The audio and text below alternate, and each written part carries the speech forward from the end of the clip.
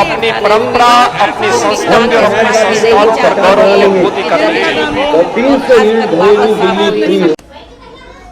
पूर्व मंत्री बलराम यादव के राजनीतिक जीवन के साथी रहे पूर्व ब्लॉक प्रमुख माया प्रसाद को 18वीं पुण्यतिथि पर श्रद्धापूर्वक याद किया गया। सुबह से ही कोरोना काल के चलते लोग उनके चित्र पर पुष्प अर्पित करने के लिए आते रहे। समाजवादी पार्टी के राष्ट्रीय महासचिव बलराम यादव, अतरौलिया के विधायक डॉक्टर संग्राम यादव और स्वर्गीय माया प्रसाद यादव के पुत्र ब्लॉक प्रमुख चंद्रशेखर यादव सहित सैकड़ों लोगों ने एक एक कर अतरौलिया सपा कार्यालय पर उनके चित्र पर माल्यार्पण किया। पुण्यतिथि के मौके पर अपने बचपन के सखा स्वर्गीय माया प्रसाद यादव को याद करते हुए सपा महासचिव बलराम यादव ने कहा कि माया प्रसाद यादव हम लोगों के बीच में नहीं है, मगर उनकी नीतियां और रीतियां आज भी हम लोगों के मार्गदर्शन का काम करती है। माया प्रसाद यादव कोई व्यक्ति नहीं बल्कि एक विचारधारा थे। समाजवादी पार्टी के विधायक डॉक्टर संग्राम यादव ने तो कहा, स्वर्गीय माया प्रसाद मेरे पिता की तरह ही स्नेह करते थे। राजनीति में आने के लिए उन्होंने मुझे प्रेरित किया था। उन्होंने कहा था कि अतरौलिया की जनता सेवा के लिए इंतजार कर रही है। फिर मैं इलाहाबाद विश्वविद्यालय की राजनीति से निकलकर अतरौलिया की जनता के लिए समर्पित हो गया। माया जी यादव जी की आज 18वीं पुण्यतिथि है। अतरौलिया विधानसभा में इनको युग पुरुष कहा जाता है। इनकी कौन कौन सी उस समय की अच्छाइयाँ हैं जो आज भी समाज में जाएंगी, जरा एक नज़र उस पर प्रकाश डाल दीजिए। देखिए, अच्छाइयाँ तो क्या हैं वो तो आप लोग जानते हैं।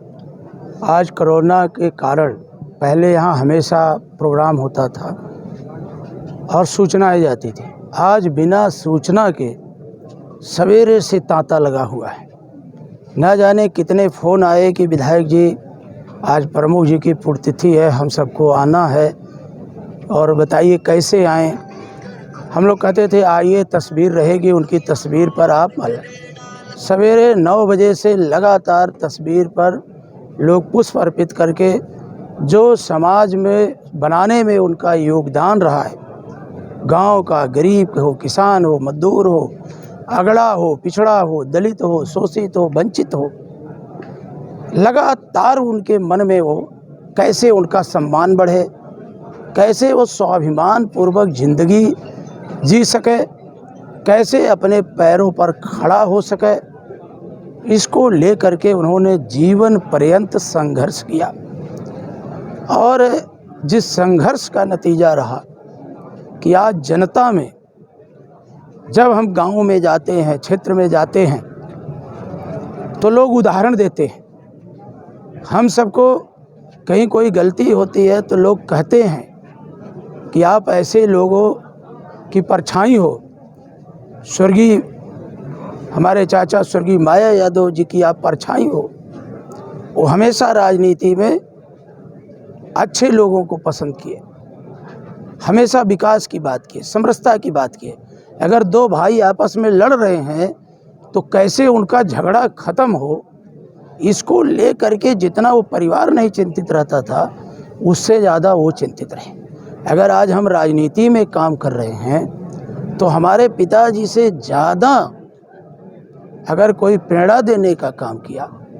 बीमारी हालत में हम विश्वविद्यालय में पढ़ते थे और वो बार बार कहते थे कि अब बेटा तुम्हें जितना पढ़ना था पढ़ लिए, हमने बहुत बड़ा समाज बनाया है, आओ अब हमारा बुढ़ापा आ रहा है।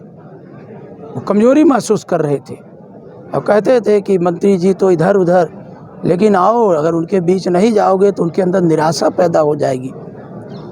और कई मर्तबा कहते थे और कहते थे कि आओ इसमें जनता इज्जत भी देगी, सम्मान भी देगी, रास्ता तो कठिन है, जोखिम भरा है। इस मौके पर मीडिया कर्मियों के पूछे एक सवाल पर विधायक डॉक्टर संग्राम यादव ने बीजेपी पर निशाना साधा। कहा कि हमारे और बीजेपी के विकास के लिए सार्वजनिक मंच लगाएं। एक तरफ हमारा अतरौलिया का विकास होगा और दूसरी तरफ बीजेपी का होगा, तब फर्क नजर आएगा।